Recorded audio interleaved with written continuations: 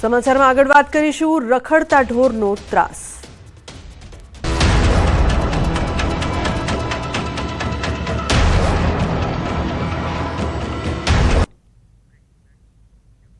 તો દ્વારકામાં રખડતા ઢોરના કારણે વધુ એક જીવ ગયો છે। આંકલાએ અડફેટે લેતા યુવકનું મોત। ખંભાળિયામાં એક્ટિવા સવાર યુવકને લીધો અડફેટે। ગંભીર ઇજાઓ થતા 42 વર્ષીય વ્યક્તિનું મોત નીપજ્યું છે। નવી કોર્ટ બિલ્ડિંગ સામેના મેઇન રોડ પરની આ ઘટના છે। યુવાનના મૃતદેહને પોસ્ટમોર્ટમ અર્થે ખંભાળિયા સિવિલ ખસેડાયો છે। ખંભાળિયા જનરલ હોસ્પિટલમાં લોકોના ટોળા એકઠા થયા છે। ત્યારે લોકોએ કહ્યું કે ખંભાળિયામાં આંકલાઓના કારણે અગાઉ પણ અનેક અકસ્માતો થયા છે। પાલિકા તંત્ર હજુ પણ ગાઢ નિંદ્રામાં હોય તેવું લાગી રહ્યું છે।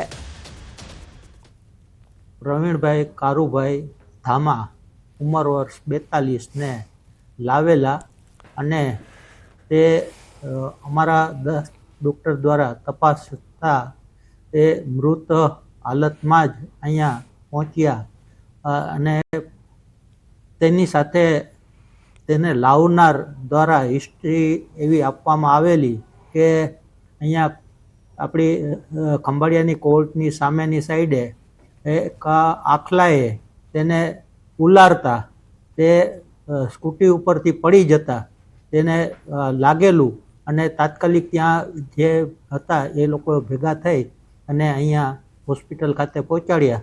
પણ અમે એના માટે દિલગીર છીએ કે અમે આટલા પ્રયત્ન છતાં કંઈ બચાવી શક્યા નહીં। તો રખડતા ઢોરે વધુ એક નાગરિકનો જીવ લીધો છે। નવસારી શહેરમાં જીઆઈડીસી વિસ્તારમાં રખડતા ઢોરના કારણે મોતની ઘટના સામે આવી છે। માતાને નોકરી પર મૂકીને પરત ઘરે ફરી રહેલા યુવકને રખડતા ઢોરે અડફેટે લેતા મોત નીપજ્યું। માત્ર 21 વર્ષના પ્રિન્સ રાઠોડનું ઘટનામાં મોત થતા પરિવારમાં આક્રંદનો માહોલ। મહત્વનું છે કે શહેરીજનો રોડ પર ચાલતા ક્યારે રખડતા ઢોરનો ભોગ બને તે નક્કી નથી। લોકો હવે રોડ પર ચાલતા ડર અનુભવી રહ્યા છે, તે દૂર થાય તે જરૂરી છે। અવારનવાર બનતી ઘટનાઓ બાદ પણ પાલિકા યોગ્ય કાર્યવાહી કેમ કરતી નથી તે સવાલ છે। સામાન ભૂલી ગયેલા પાછા પરત લેવા ગયા, પાછા લઈને આવતા હતા એવામાં રખડતા ઢોર સાથે અડફેટે આવી ગયા ને પડ્યા।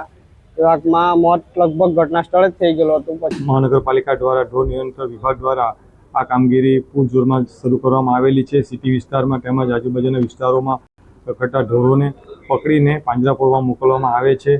ગઈકાલે રાત્રે જે બનાવ બન્યો છે એની અમને હમણાં જાણ થઈ છે, તો એ બાબતે અમે તપાસ કરીશું અને ત્યાં પણ જે કંઈ ઘટતું કરવાનું હશે અમારી ટીમને મોકલાવીને કરાવીશું અને ભવિષ્યમાં આવું કોઈ અકસ્માત ન બને એની માટે અમે પૂરેપૂરી તકેદારી લઈશું।